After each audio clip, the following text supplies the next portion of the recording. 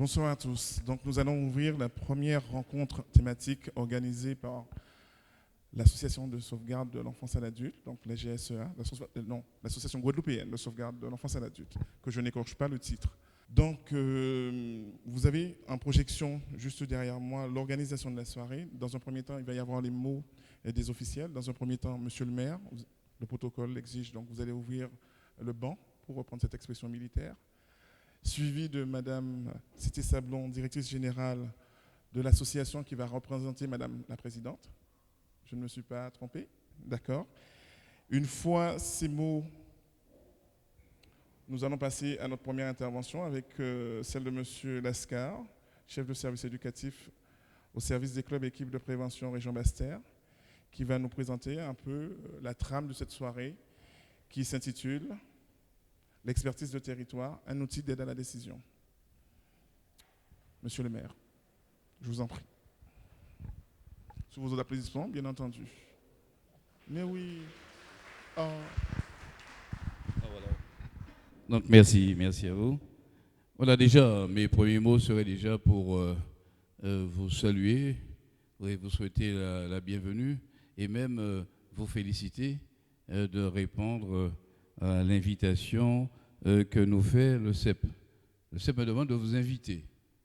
J'ai obéi, bien sûr, prestamment, car il s'agit pour nous non seulement de prendre connaissance, disons, de cette étude, au besoin de la partager, de l'analyser, de bien la comprendre, ensuite voir quelles seraient les démarches qu'on pourrait donc porter ou aborder sur le territoire afin d'avoir un peu plus de cohérence dans les dispositifs que nous serions amenés à prendre ou à mettre en œuvre afin d'assurer, disons, une belle cohésion sociale sur ce territoire-là. Alors j'avais prévu un long discours, mais quand on m'a dit que ma directrice allait parler après moi, je me suis dit, bon, il va falloir que je fasse soft. Et ensuite, il y a M. Flagy qui est là, je pense qu'il a des choses beaucoup plus fortes à nous dire, qui pourraient nous aider nous-mêmes quant à ce qu'il y aurait à faire sur ce territoire-là.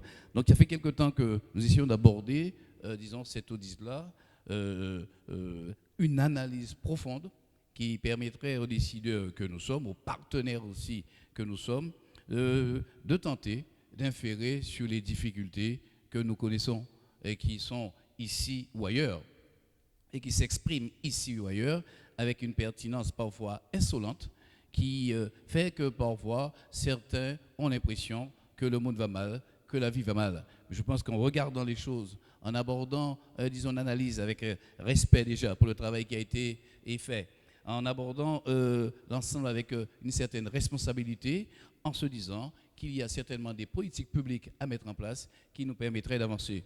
Et j'ai une ambition qui peut déranger les uns et les autres, c'est de faire de cette petite ville qu'on oublie.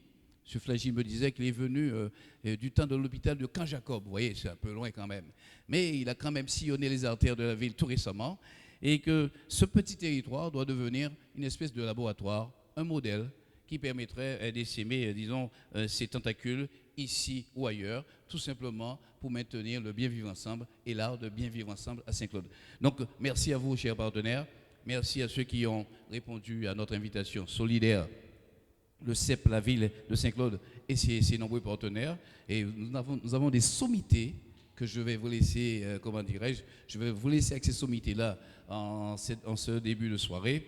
Et tout ce que je souhaite, c'est que le rendu soit un rendu qui soit exploitable et pour les uns et pour les autres et qui donne un peu d'insight à ceux qui seraient, tentés par l'abandon ou par quand on voulait faire, c'est comme ça y est. Alors, qu'un fort et à tout à l'heure. Merci, monsieur le maire. La transition est toute trouvée. Madame la directrice générale.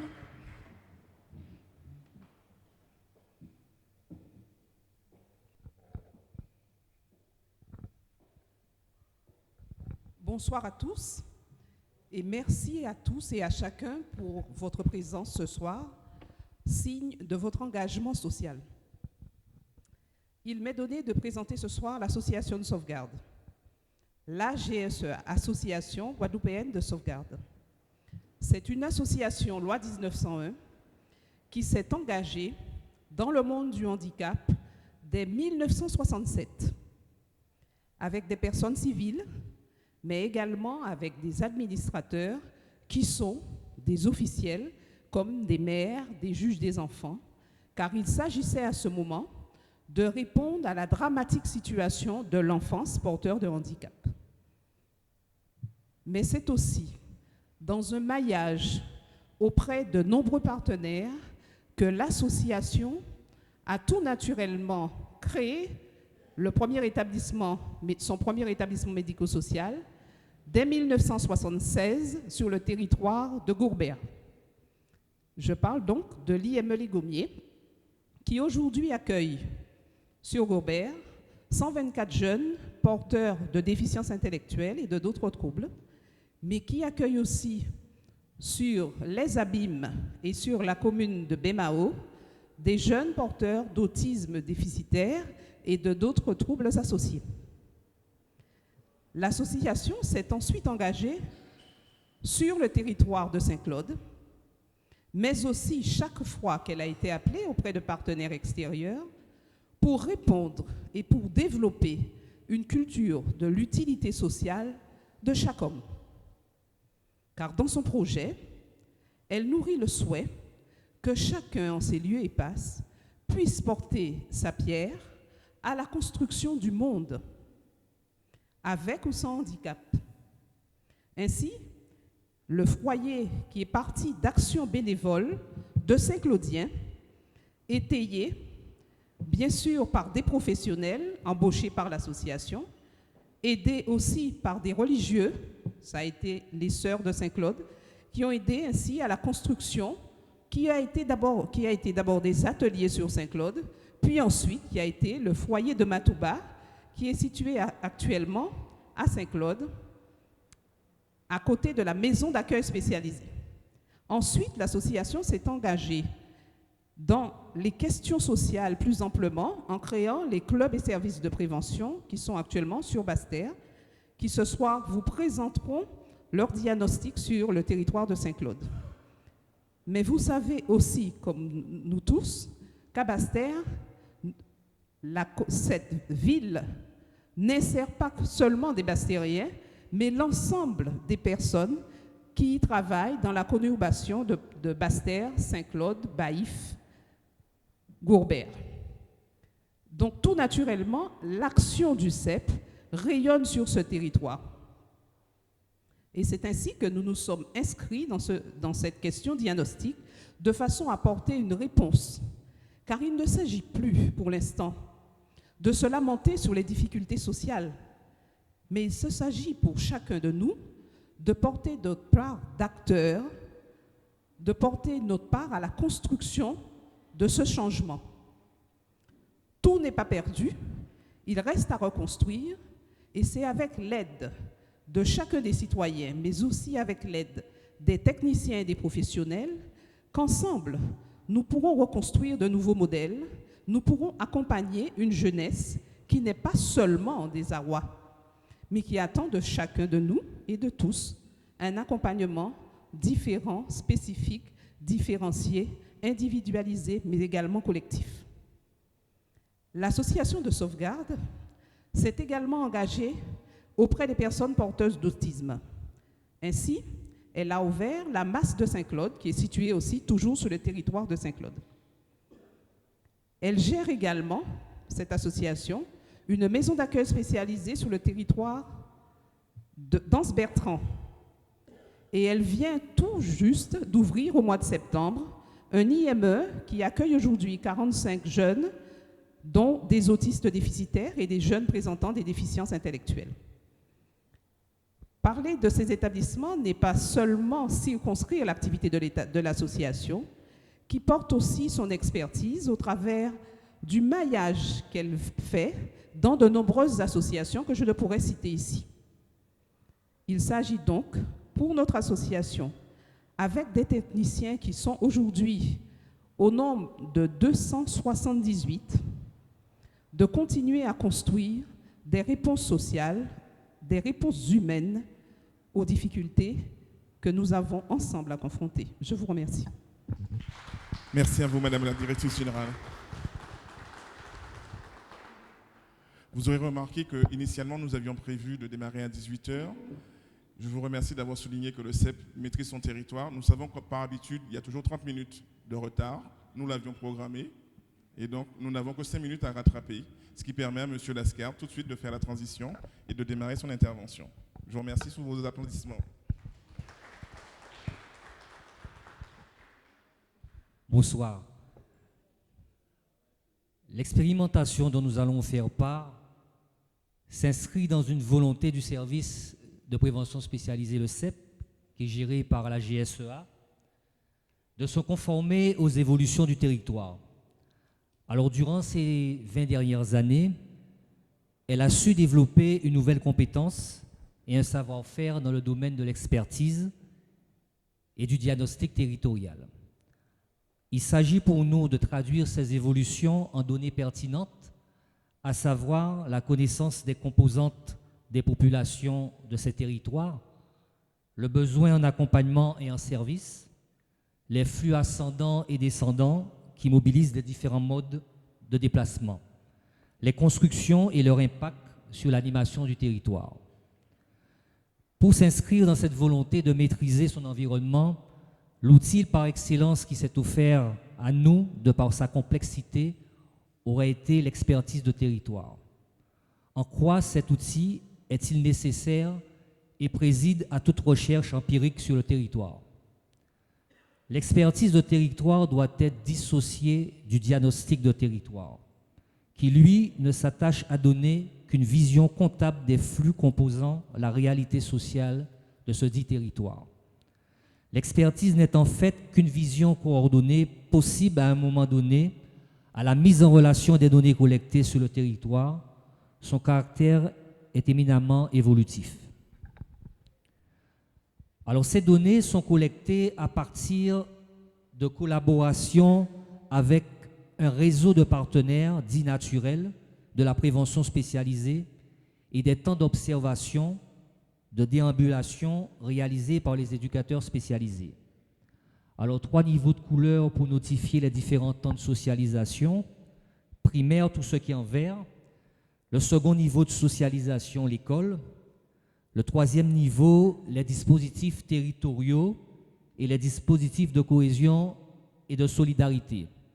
Alors, le triangle bleu représente l'interactivité du territoire et au-dessus, vous avez de manière supplétive la prévention spécialisée pour réguler quand il y a un dysfonctionnement.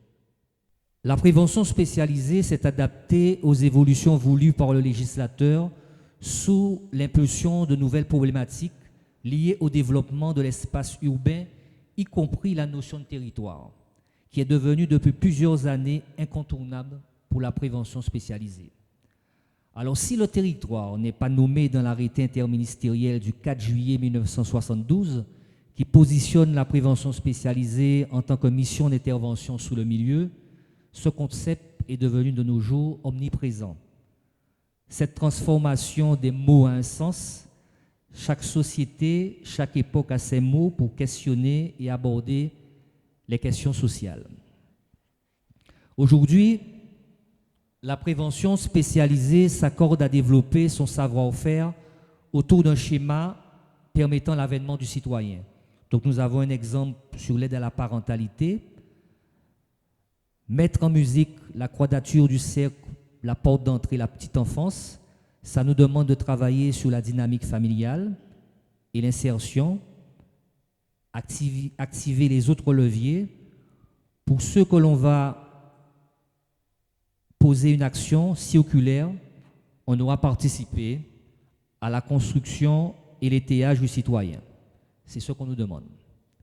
Alors pour nos invités qui ne connaissent pas le cadre général de l'exercice de la mission de la prévention spécialisée, juste quelques mots. Le Code de l'action sociale et des familles stipule que le département a une mission de prévention de la marginalisation et d'aide à l'insertion ou à la promotion sociale des jeunes et des familles dans les zones urbaines sensibles et les lieux où se manifestent des risques d'inadaptation sociale pouvant prendre la forme d'actions dites de prévention spécialisée auprès des jeunes et des familles en difficulté ou en rupture avec le milieu. Alors, cette mission est rattachée à la protection de l'enfant. Elle est confiée par le Conseil général à des associations. Alors, juste pour dire qu'en Guadeloupe, nous avons 3 associations qui gèrent des services de prévention. Il y a l'AEA qui gère le CEPSI et le CISMAG, et la Chaloupe qui gère le SPRED à la Désirade. Donc, ce que je vais quand même, pour finir, sur la prévention spécialisée, c'est de noter qu'elle développe son intervention en s'appuyant sur des principes d'intervention spécifiques, que sont l'absence de mandat nominatif, la libre adhésion, le respect de l'anonymat et la non-institutionnalisation des actions. Des accompagnements individuels et des actions collectives sont proposés aux jeunes. Ils sont approchés dans leur environnement, espace public, famille, groupe jeunes, par une démarche d'aller vers. Travail de rue, présence sociale, pour atteindre les plus fragilisés. Alors, la relation proposée est de nature éducative et s'inscrit dans une dynamique de prévention et de promotion sociale et d'accès à l'autonomie. Alors, je vais simplement dire pour finir que la prévention spécialisée n'a pas vocation à gérer des actions pérennes. Elle doit toujours se situer dans une perspective de relais avec les acteurs, les institutions et les territoires concernés. Merci de votre attention. Je vous souhaite une agréable soirée d'échange autour de la thématique de l'expertise de territoire. L'étude de milieu réalisée sur la ville de Saint-Claude du 1er août 2014 au 31 novembre 2014 en vue de l'extension du CEP sur le territoire de Saint-Claude. Merci. Merci à vous, M. Lescar. Donc, en termes de méthodologie, nous allons d'abord nous acquitter de l'exposé de M. Boucher. Vous allez pouvoir poser une première série de questions. Après, il y aura l'exposé de M. Flagy qui sera beaucoup plus long, excusez-moi, et qui va ouvrir après sur des échanges beaucoup plus étoffés. M. Boucher. Bonsoir, mesdames et messieurs. Donc, je crois que j'ai effectivement l'une des parties lourdes qui est de parler non seulement de l'étude, mais qui est de parler de Saint-Claude à des Saint-Claudiens, certainement. Et effectivement, d'exposer non pas une réalité, mais finalement des réalités et très certainement des Saint-Claude, en fait. Donc, nous sommes partis, en fait, au départ d'un préalable de la recherche qui était simplement de se dire qu'on va d'abord entrer en contact avec le terrain, simplement en déambulant, en se posant et en repérant effectivement déjà, en fait, de pouvoir photographier le territoire et de pouvoir en dégager déjà les premiers éléments d'observation. L'un des éléments les plus marquants, par exemple, serait le relief. En partant simplement du relief, on peut déjà se dire qu'il pourrait y avoir un certain nombre d'impacts sur le déplacement des populations en fonction notamment des catégories socio-professionnelles et des moyens effectivement dont disposent les personnes. Donc en fait, nous sommes partis d'un protocole en fait où nous avons posé les bases de critères d'observation. Ce qu'il faut retenir en fait, c'est qu'au niveau de l'étude de milieu, il s'agit effectivement de pouvoir prendre des données qualitatives, ou quantitatives du moins, au niveau des partenaires, donc tout ce qui concerne des données statistiques, mais aussi de pouvoir s'imprégner d'une réalité au contact des populations. En fait, ce qui me semble important de signaler concernant cette étude, c'est d'une part les temps d'immersion qui, par exemple, nous permettent de déterminer au niveau des populations simplement les points d'agglutination, c'est de savoir sur la commune quels sont les endroits qui rassemblent du monde. Et dans ce monde en question, quelle population on y trouve, quelle tranche d'âge, quelle catégorie socio-professionnelle, d'où viennent ces populations, mais aussi ce qu'ils y font. Et c'est vrai que cette démarche nous a amené à rencontrer d'une part les acteurs institutionnels, que sont notamment l'école, que sont la municipalité, que sont les services sociaux et l'ensemble des dispositifs de prise en charge qui existent déjà sur le territoire, mais aussi d'autre part des acteurs locaux dans le sens